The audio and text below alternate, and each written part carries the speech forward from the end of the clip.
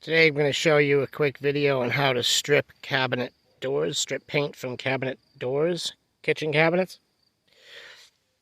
There's a typical kitchen cabinet door. Materials you'll need: some vinyl gloves, mineral spirits, steel wool, grade 3 for paint removal, some rags, some nice heavy duty gloves if they fit you, paint scraper, cheap paintbrush, and I'm using the Citri Strip paint and varnish strip and gel that has no methylene chloride in it.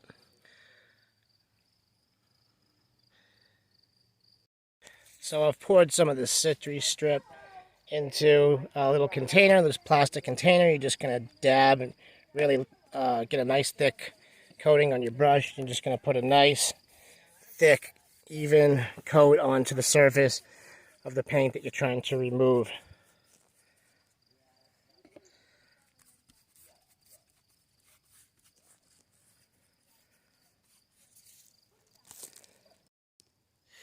So I have a coat on the entire surface now.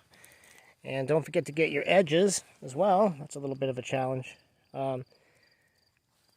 This particular one's have an edge on all four sides with a little bevel as well, a routed edge there where the cabinet door fits underneath the adjoining door.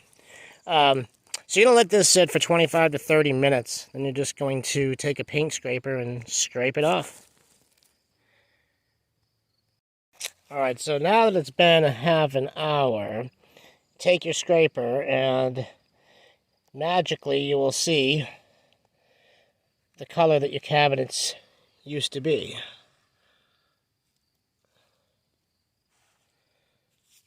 So it's as easy as that. Now it's just a matter of getting it all cleaned up.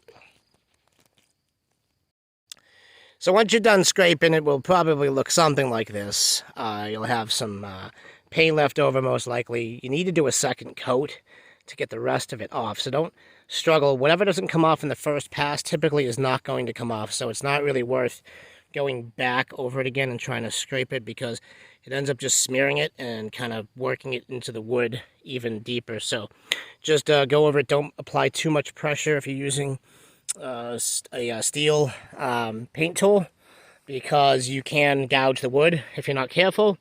So there's our second coat of paint. Well, not paint, sorry, stripper. Second coat of stripper. And so just I've noticed that you don't have to actually let the second coat sit quite as long, but you definitely want to make sure it gets tacky at least, because right now it's still pretty wet. If you try to do it, clean it up while it's still wet, it's a real mess. So definitely do yourself a favor, let it dry up. Give it about 20 minutes or so minimum. So now we're cleaning it off with some hot and soapy water. You just want to give it some elbow grease and you'll get the rest of the stripper off there, plus whatever residues left over. And then whatever is left after that, you're going to clean up with mineral spirits, and then I'm going to sand these. Alright, so now I have one of the cabinet doors on my separate workstation here, and I'm getting ready to prep it for sanding. So I'm just going to first start off by using some grade 3 steel wool, which is paint remover steel wool, and just get off like those little bits and knots and stuff that we couldn't get off already. And now I'm ready to put some mineral spirits on a rag and clean it up a little bit to get it prepped for sanding. Usually have a pretty good amount of mineral spirits on the rag when I start out here, so that it really cleans it up nice. This is just to clean up as much of the remaining paint residue and stripper residue as you can before you start sanding.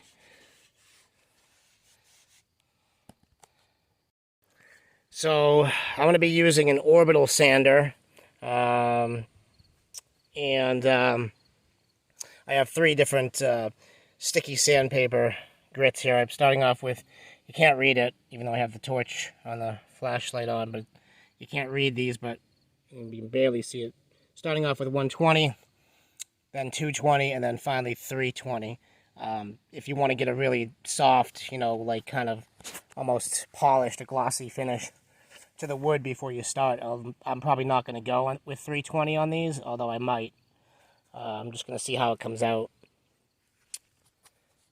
So you'll give it a good grinding with the orbital sander, or if you want to sand by hand. If you don't have one, that'll work too. And I'm not going to try to use that orbital sander to get into this routed parts here of the cabinet where the doors join. I'm going to have to do that manually with some sandpaper and a little piece of wood, or just, my finger.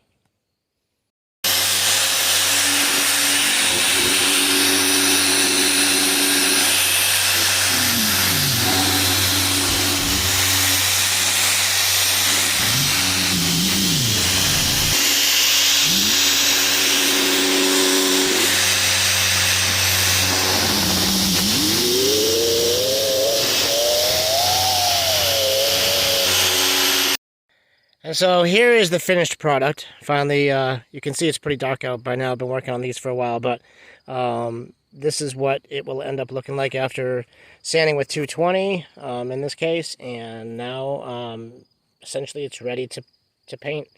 Only other thing I have to do is just take some sandpaper to the undersides of the routed edge there to get that extra paint that I couldn't get with the orbital grinder. So, hope you enjoyed the video, and cheers to house remodeling.